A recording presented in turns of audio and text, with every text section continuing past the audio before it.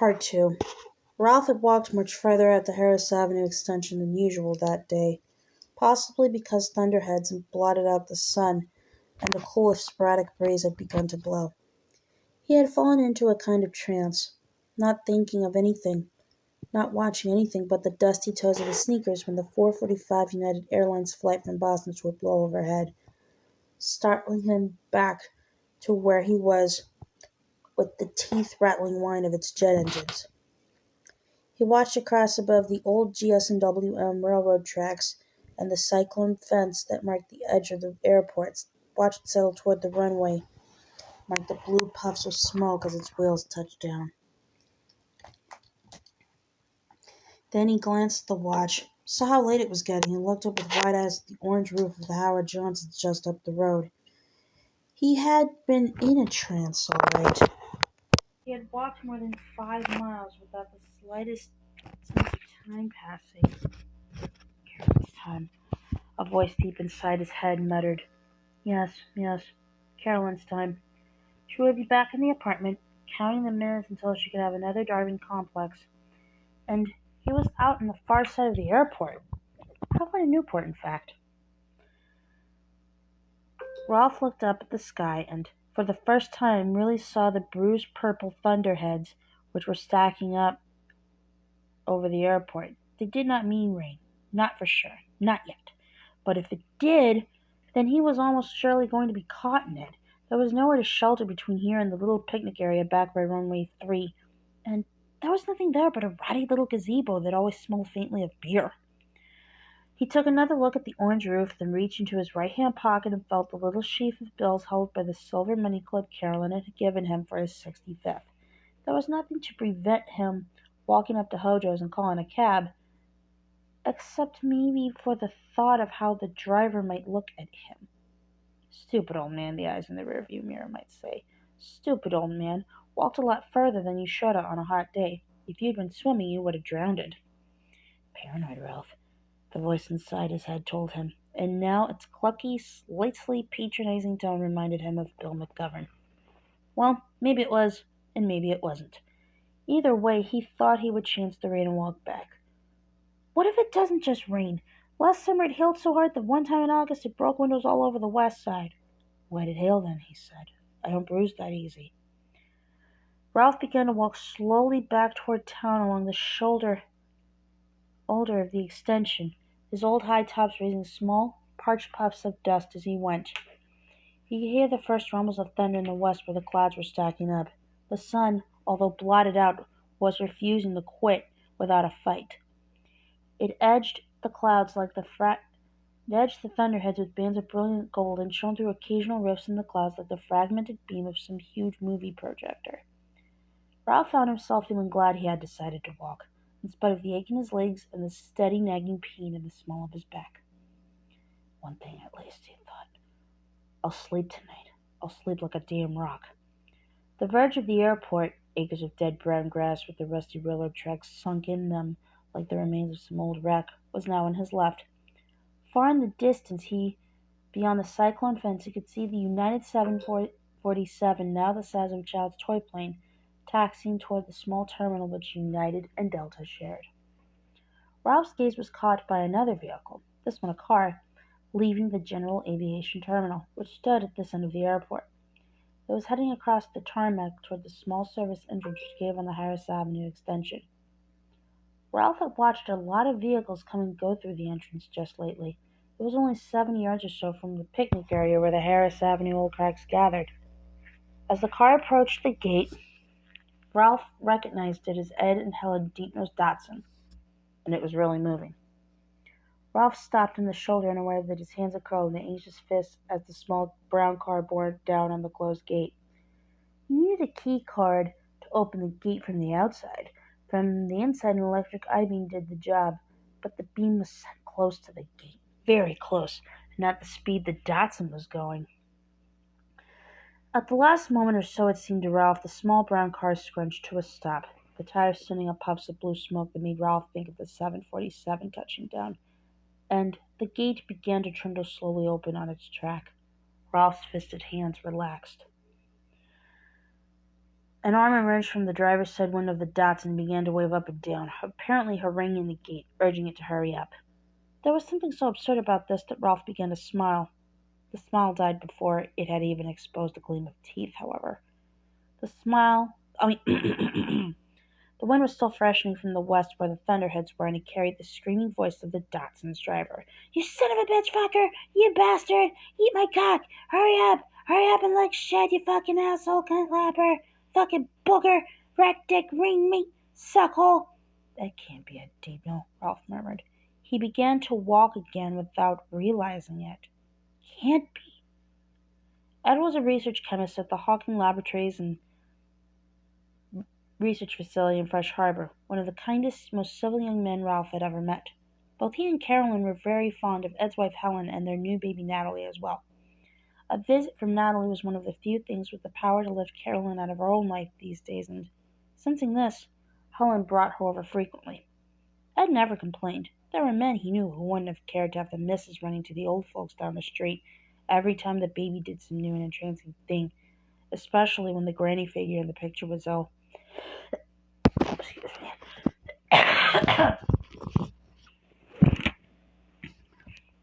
Ralph thought that Ed would never. Hang on. Come on. Okay. Ralph had an idea that Ed wouldn't be able to tell someone to go to hell without a sleepless night in consequence, but "You fucking whoremaster! Live your sour shit caked ass, you hear me? Butt fucker! Cunt rammer!" It sure sounded like it. Even from 200 or 300 yards away, it certainly sounded like him.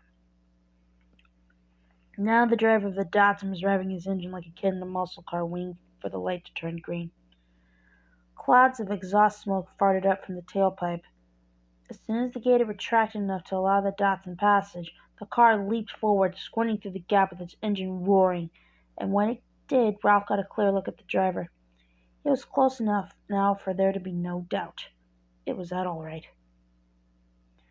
The Datsun bounced along the short, unpaved stretch of lane between the gate and the Harris Street extension. A horn blared suddenly, and Ralph saw a blue Ford Ranger heading west in the extension swerve to avoid the oncoming Datsun. The driver of the pickup saw the danger too late, and Ed apparently never saw it at all. It was only later that Ralph came to consider Ed might have ran the Ranger on purpose. There was a brief scream of tires, followed by the hollow bang of the Datsun's fender driving into the Ford's sidewall. The pickup was driven halfway across the yellow line. The Datsun's hood crumpled, came unlatched,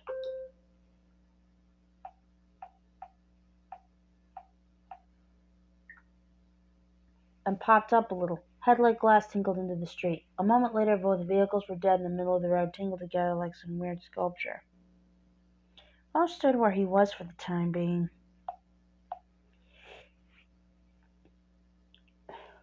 Watching his oil spread beneath the Datsun's front end.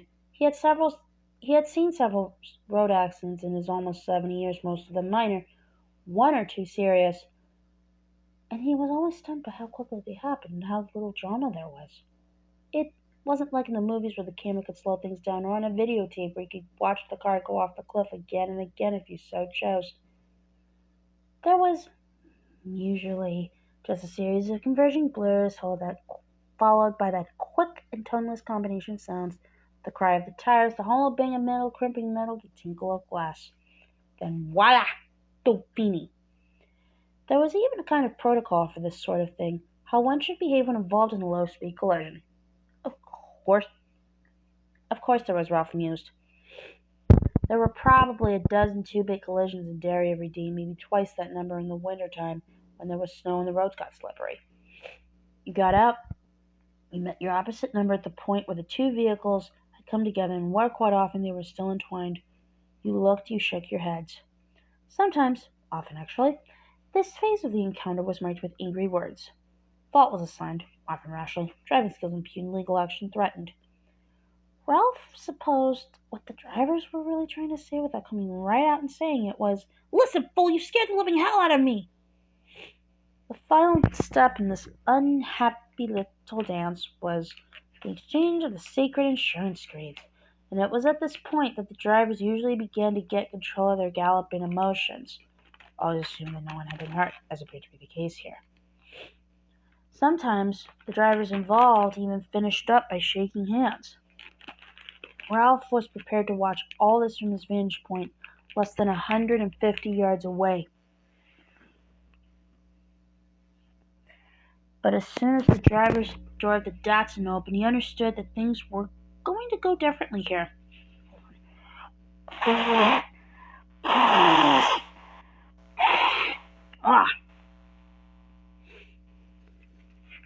That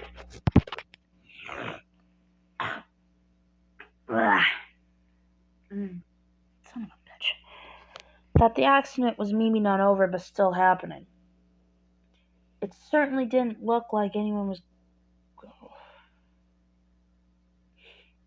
It certainly did not seem that anyone was going to shake at the end of these festivities. The door did not swing open, it flew open. Ed Deepno leaped out and simply stood stock still beside his car, his slim shoulders squared against a background of deepening clouds. He was wearing faded jeans and a t-shirt.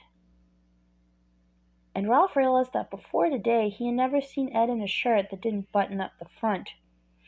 And there was something around his neck, a long white something. A scarf? It looked like a scarf, but why would anyone be wearing a scarf on a day as hot as this one had been? Ed stood beside his wounded car for a moment, seeming to look in every direction but the right one. The fierce little pokes of his narrow head reminded Ralph of the way roosters studied their barnyard turf, looking for invaders and interlopers. Something about that similarity made Ralph feel uneasy. He had never seen Ed look that way before, and he supposed that was part of it, but it wasn't all of it. The truth of the matter was simply this. He had never seen anyone look exactly like that. Thunder rumbled in the west, louder now and closer. The man getting out of the Ranger would have made 2 of Ed Deepno, possibly 3. His vast, deep belly hung over the rolled waistband of his green chino work pants.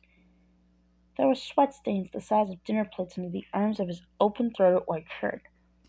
He tipped back the bill of the West Side Gardener's gimme cap he was wearing to get a better look at the man who had broadsided him.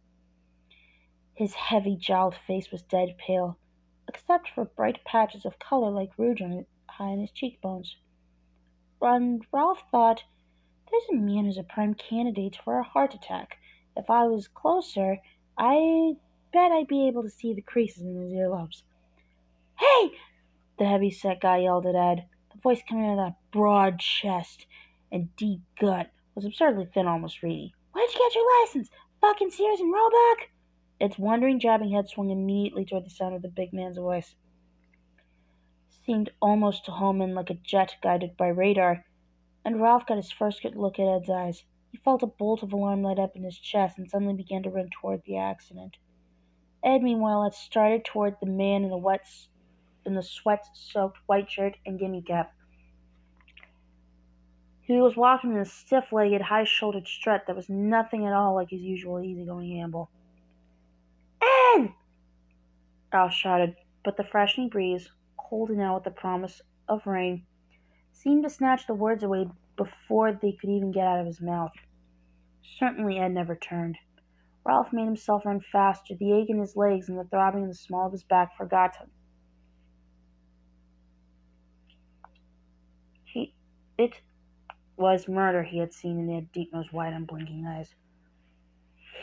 He had absolutely no previous experience upon which to base such an assessment, but he didn't think you could mistake such a naked glare. It was the look fighting cocks must wear when they launched themselves at each other, spurs up and slashing. Ed! Hey, Ed! Hold up! It's Ralph! Not so much as a glance around, although Ralph was now so close that Ed must have heard wind or no wind. Certainly the heavy-set man glanced around, back to Ed, and raised his hands placatingly. Look, he said, we can talk. That was as far as he got. Ed took another quick step forward, reached up with one slim hand. It was white in the rapidly darkening day. It it was very white in the rapidly darkening day, and slapped Heavyset across from his far inconsiderable jowls. The sound was like the report of a kid's air rifle. "How many have you killed?" Ed asked. Heavyset pressed back against the side of his pickup, his mouth open, his eyes wide. Ed's queer, stiff strut never faltered. He walked into the other man and stood belly to belly with him, seemingly oblivious of the fact that the pickup's driver was 4 inches taller and outweighed him by 100 pounds or more. Ed reached up and slapped him again. "Come on! Fast up, brave boy! How many have you killed?" His voice rose to a shriek that was lost in the coming storm's first really authoritative clap of thunder. Heavyset pushed him away. A gesture, not of aggression, but of simple fright, and Ed went reeling backward against the crumpled nose of his Datsun. He bounced back at once, fists clenched, gathering himself to leap at Heavyset, who was cringing against the side of his truck with his gimme cap now askew and his shirt untucked in the back and at the sides. A memory flashed across Ralph's mind. A Three Stooges shirt he'd seen years ago, Larry, Curly, and Moe, playing Peters without a clue. And he felt a sudden urge of sympathy for Heavyset, who looked absurd as well as scared to death. Ed Deepnote did not look absurd. With his yanked-back lips and wide and blinking eyes, he looked more like a fighting cock than ever. "I know what you've been doing," he whispered to Heavyset. "What kind of colony did you think this was?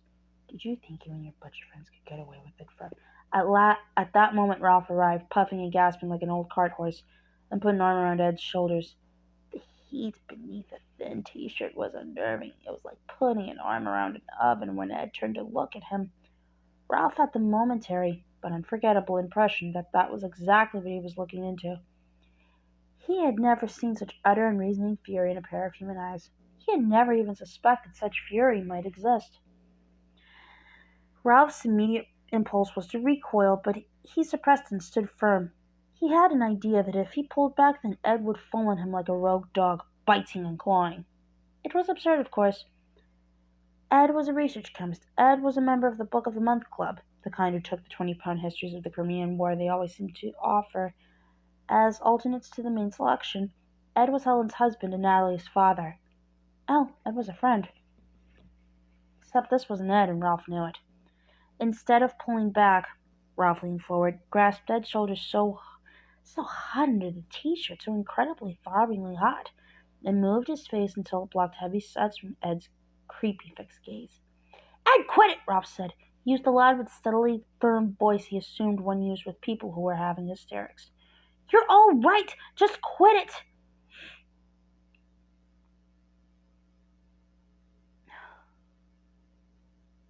For a moment Ed's fixed gaze didn't waver, and then his eyes moved over Ralph's face. It wasn't much, but Ralph felt a small surge of relief. Just the same.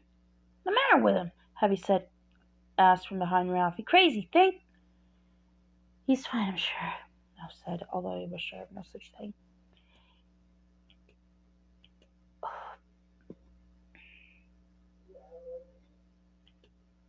He spoke out of the corners of his mouth and didn't take his eyes from Ed. He didn't dare take his eyes from Ed.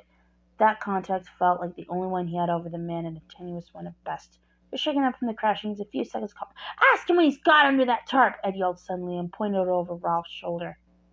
Lightning flashed, and for a moment the pitted scars of Ed's adolescent agony were thrown into sharp relief, like some strange organic treasure map.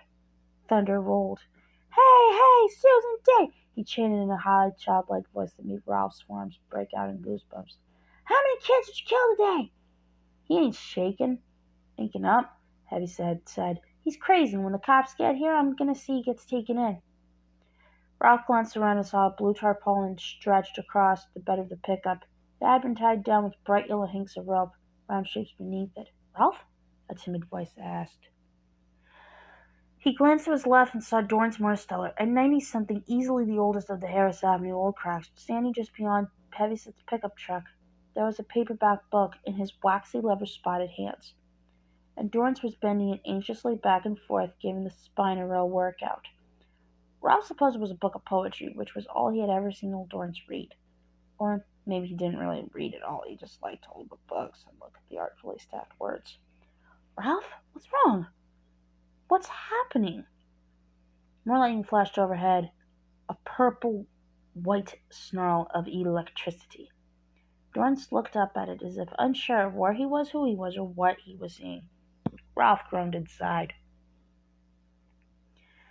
Dorrance, he began, and then Ed lunged beneath him like some wild animal which has lain quiet only to regain its strength. Ralph staggered and pushed Ed back against the crumpled hood of his desk, and he felt panicky, unsure of what to do next or how to do it. There were too many things going on at once. He could feel the muscles in Ed's arms humming fiercely just below his grip. It was almost as if the man had somehow swallowed a bolt of lightning now loose in the sky. Ralph, Dorrance asked in that same calm but worried voice. I wouldn't touch him anymore if I were you. I can't see your hands. Oh good, another lunatic to deal with, just what he needed. Ralph glanced down at his hands. What are you talking about? Then at the old man. What are you talking about, Dorrance? Your hands, Dorrance said patiently. I can't see. This is no place for you to. Why didn't you get lost? The old man brightened a little at that. Yes, he said in the tone of one who has just stumbled over a great truth. That's what I ought to do. That's just what I ought to do. He began to back up, and when the thunder cracked again, he cringed and put his book on top of his head. Ralph was able to read the bright letters of the title. Buck Dancer's Choice. It's what you ought to do too, Ralph. You don't want to mess in with long-time business. It's a good way to get hurt. But before Ralph could finish, Dorrance turned his back and went lumbering off in the direction of the picnic area with his fringe of white hair, as gauze around the hair on a new baby's head, rippling in the breeze of the oncoming storm. One problem solved, but Ralph's relief was short-lived. Ed had been temporarily distracted by Dorrance, but now he was looking daggers at Heavyset again. Cut like her, he spat. Fuck your mother and let your cunt. Heavyset's enormous brow drew down. What? Ed's eyes shifted back to Ralph, whom he now seemed to recognize. Ask him what's under that tarp, he cried. Better yet, get the murdering cocksucker to show you. Ralph looked at the Heavyset man. What have you got under there? What's it to you? Heavyset asked, perhaps trying to sound truculent. He sampled the look in Ed's deep-nosed eyes and took 2 more sidling steps away. Nothing to me, something to him, Ralph said, lifting his chin in Ed's direction. Just help me pull him out, okay? No? Murder! Ed repeated, and this time he lunged hard enough under Ralph's hands to drive him back a step. Yet something was happening, wasn't it? Ralph thought the scary, vacant look was seeping out of Ed's eyes. There seemed to be a little more Ed in there than there had been before. Or perhaps that was only wishful thinking. Murderer!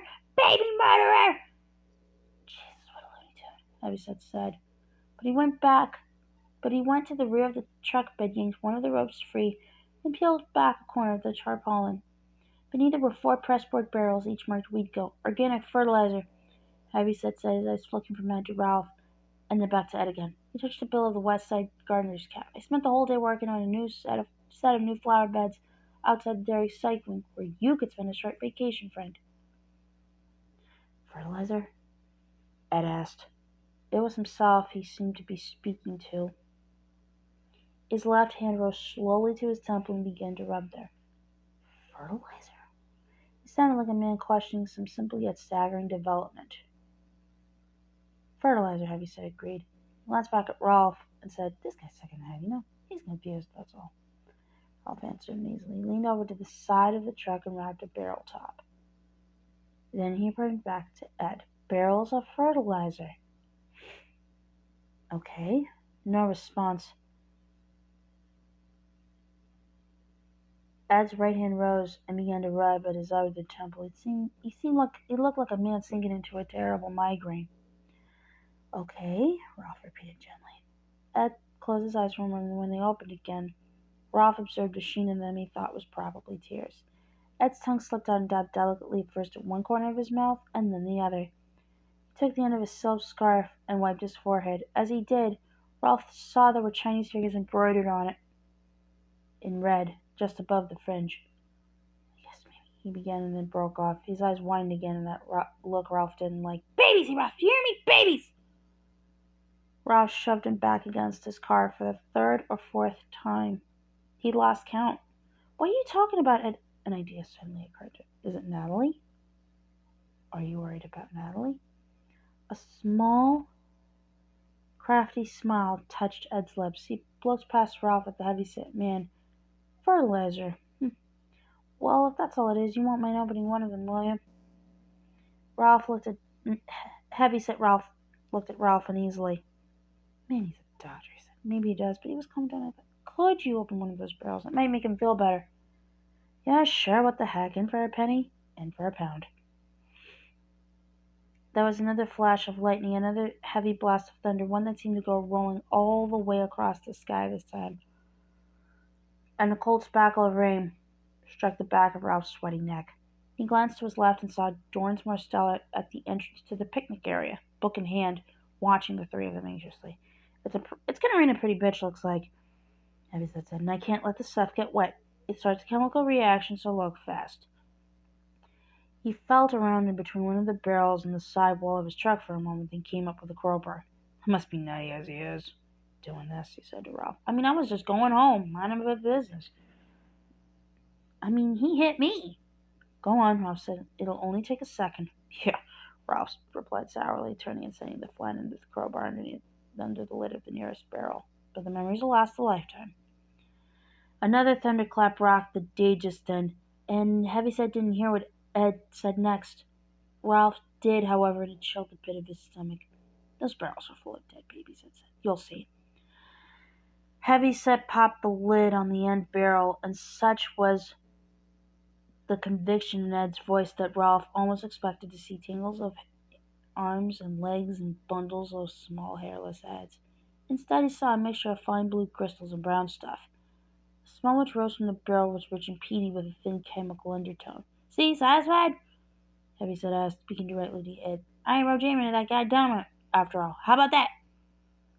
The look of confusion was back on Ed's face. When the thunder cracked overhead again, he cringed a little. He leaned over, reached a hand toward the barrel, then looked question Heavyset. Oh, shit. The big man nodded at him almost sympathetically. Ralph thought, sure, fine by me, but if it rains while you're holding the fistful, you'll dance like John Travolta. It burns. Ed reached into the barrel, grabbed some of the mix, and let it run through his fingers. He shot Ralph a perplexed look. There was an element of embarrassment in that look as well, Ralph thought, and then sank his arm into the barrel all the way to the elbow. Hey! Heavyset cried, startled. What in a box of Cracker Jack? For a moment, the crafty grin resurfaced on Ed's face, a look that said, I know a trick worth two of that. And then it subsided into puzzlement again as he found nothing farther down but more fertilizer. When he drew his arm out of the barrel, it was dusty and aromatic with the mix. Another flash of lightning exploded above the airport. The thunder which followed was almost deafening. Get that off your skin before it rains. I'm warning you, Heavyset said. He reached out through the Ranger's open passenger window, produced a McDonald's takeout sack. He rummaged in it, came out with some napkins, and handed them to Ed, who began to wipe the fertilizer dust from his form like a man in a dream. While he did this, Heavyset replaced the lid in the barrel, tamping it into place with one large freckled fist and taking quick glances up at the darkening sky. Tamping it into place with one large freckled fist. When Ed touched the shoulder of his white shirt, the man stiffened and pulled away, looking at Ed warily. I think I owe an apology, Ed said, and to Ralph his voice sounded completely clear and sane for the first time. Damn tootin', Heavyset said, but he sounded relieved.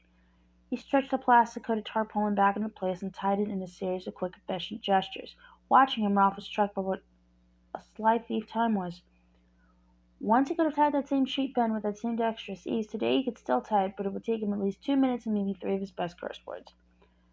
Heavyset patted the tarp and then turned to them, folding his arms across the substantial expanse of his chest. Did you see the accident? He asked Ralph. No, Ralph said at once. He had no idea why he was lying, but the decision to do it was instantaneous. I was watching the plane land. The United. To his complete surprise, the flushed patches on Heavyset's cheeks began to spread. You were watching it too!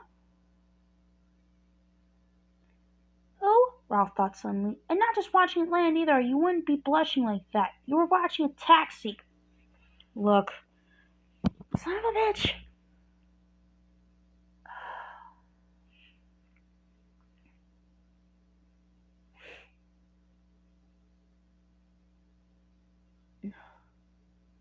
This thought was followed by a complete revelation. Heavyset thought the accident had been his fault, that the cops had showed up to investigate, and I read it that way. He had been watching the plane and hadn't seen Ed's reckless charge to the service get out to the extension. Look, I'm really sorry, Ed was saying earnestly, but he actually was more than sorry. He looked dismayed.